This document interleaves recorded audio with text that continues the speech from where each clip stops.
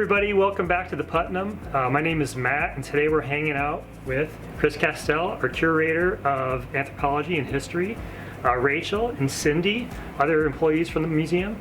And today we're going to be doing a really fun immersion into the subject of corn. So we always want to say hi to all the 6th grade Immerse students who are watching this. But this is going to be a really fun video for everybody else at home too. I know later on we're going to end on a fun activity for the kids and the families at home. But we're going to start off today with something that I'm really kind of excited about.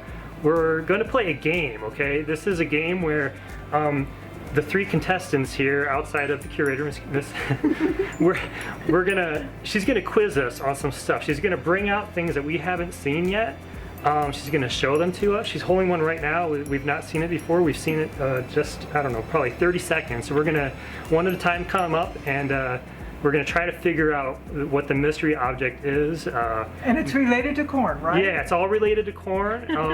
You know, maybe we'll be able to guess what era it's from, what geographic location. We don't know. We're just gonna do our best, and you guys at home try to figure it out along with us, okay? So we're gonna get started here. Okay, here's our first object of the day. I'll let you at home see it too. Okay, so I think this is an ancient tool to dig holes to plant corn seeds. Like one kind of trowel out a spot for the seeds to go. Exactly, that's exactly what it is. It's a hoe. Does somebody else maybe want to come guess who created this hoe? Well, looking at it, like Rachel said, this is ancient. I would guess Paleo-Indian. So we call it prehistoric. It was before we were here keeping written records. It might have been woodland era, but I'm not sure. Because paleo weren't really farming yet, so we have to go forward a little bit in time. So I'm thinking perhaps we call it woodland era, but they weren't just in the woods. They were also farming. You guys are too far back in time for this particular piece. Okay. So, but you've got the right idea. It is Native American Indian piece, and it's Mississippian. Oh, so I need to go forward in era. Yep, exactly. The Mississippians were the people who actually lived along the Mississippi River, and this particular piece dates to about 1200 to 1600 CE, Common Era, and it was used as a hoe mounted on a stick. You can even see the silica gloss on here and the rounded edges because it was used a lot. And it would have been used by the women because the women did the farming in the Mississippian. The Mississippians lived in Illinois but not Iowa. So this is probably an Illinois piece. Could be further south as well too, because the Mississippians lived all the way down to Louisiana. So Cool. Awesome.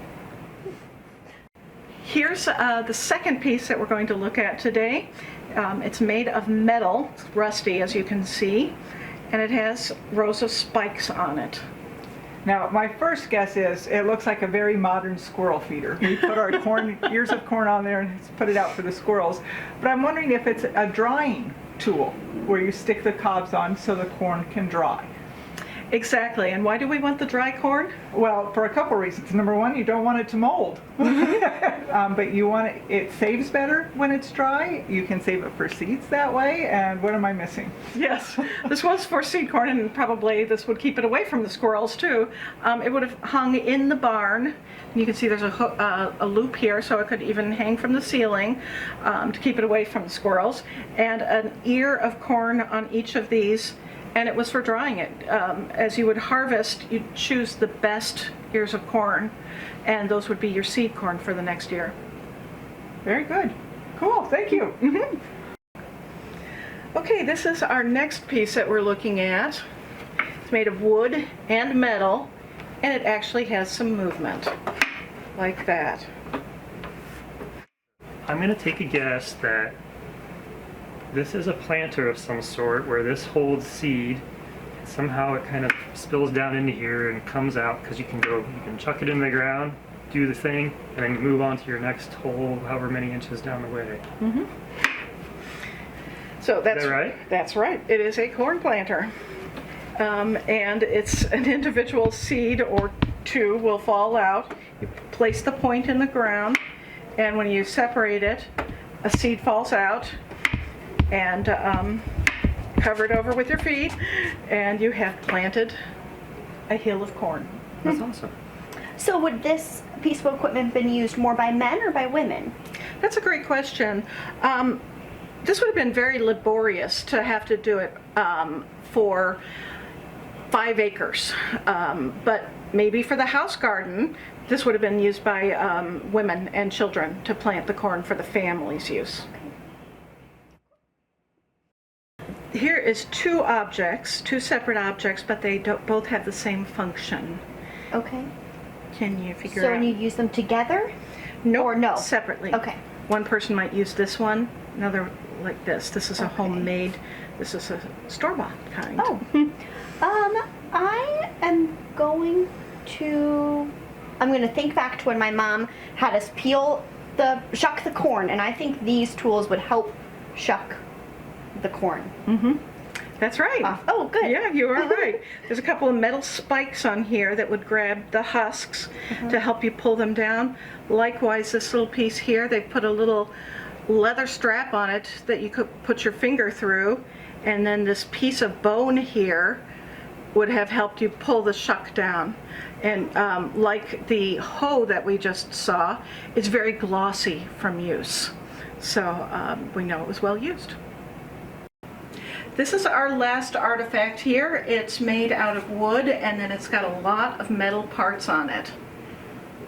And you have any idea what this might be? I think I do. I feel like I've seen this before during, like around Halloween when we go out in the Midwest to the farm and pick pumpkins. They sometimes will have this, if I'm on the right track, where you can put in cobs of corn that, somehow they just go in here, and you crank, and I don't know what happens on the inside, but magically, mechanically, it strips all the actual kernels off, and it spits out the spent cob.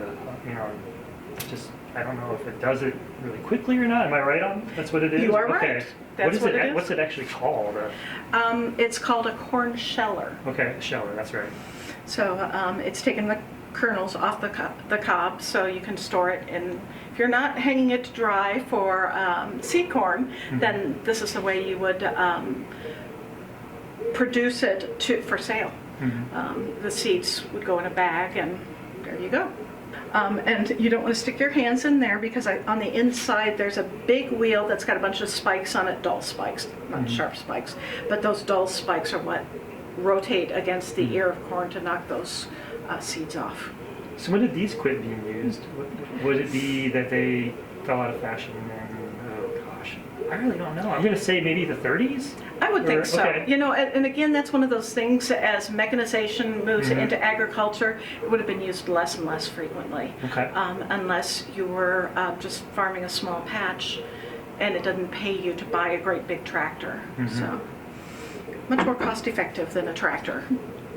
All right, this has been super fun. I'm so glad that we did this. It was kind of a unique take on the flavor of these videos that we've been making. Thank you so much, Chris, and thanks for everybody for checking this out. I hope you had fun. Let us know if you had any issue or any trouble figuring any of these out, or if you got them all right. Say something to us, and see you next time. Okay, thank you. Hey everybody, Miss Lakin here, back at the Putnam in the Fab Lab. Today I'm going to show you an activity that has to do with corn. So we're immersing ourselves in corn today. You can find the activity that I will show you. We're doing a mosaic out of dried seeds. You can find this on the Putnam's website under virtual learning. So if you are following along with me today, you'll need a couple different things for this activity. You'll need some seeds. So today I have some popcorn kernels. I have some beans that were here in our lab. So just scavenge and try to find some cool, maybe different colors that you can create a beautiful mosaic with. So we'll be adding these small seeds together to make a bigger image. So here's one I actually have finished. When you make yours, be creative. It can be a pattern. It could be an image or something that you really love. Okay, you will also need some glue. So go ahead and grab some glue. To make your mosaic, you can just start creating on your paper. Just think of your image you want to create, or you can sketch it out. So for this one, this was very free-flowing. I'm actually gonna just show you how this one was created. I'm just gonna make a couple lines. So think of patterns that could be repeating. Think about how you're gonna create movement, maybe with the color or the texture. There's a lot of different things to think about. So I have my simple pattern, my sketch out. So to actually start creating, take your glue and you're gonna just, let's see, how about I'll start with these beans up here. They're kind of like clouds at the top of this one. I'm just gonna put glue on one area and I'm gonna recommend make sure you have a good amount of glue on there so that your seeds stay on your paper or your poster board. And then even how you lay down the seeds could create a pattern with that. If you want to kind of sprinkle them on versus laying them very neat in a row. So there's so many different ways you could do this. Even somebody with the same image, it would look probably a lot different just by the way they laid out their seeds. Okay, and then maybe I'll move on to my popcorn kernels. So if you want to border or edge something, I would recommend doing one seed at a time and then laying those down and as you go through your mosaic. Depending on the time of the year that you're doing this, right now this is what I could find, but I bet year round we have different corn and seeds that you could find at a grocery store or even outside. Okay, so my border of corn is set. So now I'm gonna work on filling in the white beans up here. And I'm gonna actually kind of do a different technique. So experiment with how you put them on there. I'm gonna kind of maybe sprinkle them. Maybe that'll give it kind of a free, fun look. And even depending on maybe the shape and the size of what you're using, that could really make a difference on how you lay it down. And make sure you have the glue on there. If you lay your beans down, or your beans, and there's not enough glue, they might fall off after it dries, so make sure you have a good amount on there. Actually, this is a very interesting activity because yours will probably look a lot different than mine. You'll probably find different things that you can use just outside or around your house. You could use things found in nature. You go out, find some different rocks, sticks, different things like that, or maybe pasta. You could do lots of different things. Yeah, and part of the cool thing about a mosaic, sometimes when you're looking at it up close, you don't realize that there's a bigger image or there's a bigger picture to it. So all the little seeds are gonna make up the bigger image when you look at it from a distance or not super up close. And as you're going along, if you press them down a little bit while the glue is still wet, they'll stay on there a little bit better. Be secure. Okay. Okay, I have one more section for, my kernels. Yeah, I'm doing a very basic pattern. It's very free-flowing, but I'm gonna encourage you, maybe make a couple of these. See if you can make an image that you can recognize. Oh, there was one thing I just saw recently. It was kind of similar to this in the sense that it was little tiny pieces that made a really large image. Somebody had used playing dice to create a Buzz Lightyear image. So you didn't actually know what it was until you looked from a distance. Oh yeah, this one's interesting with this green, and it's a lot smaller than the other beans. Okay, our last section. Okay, I just finished my last section with the green. So check out how it turned out.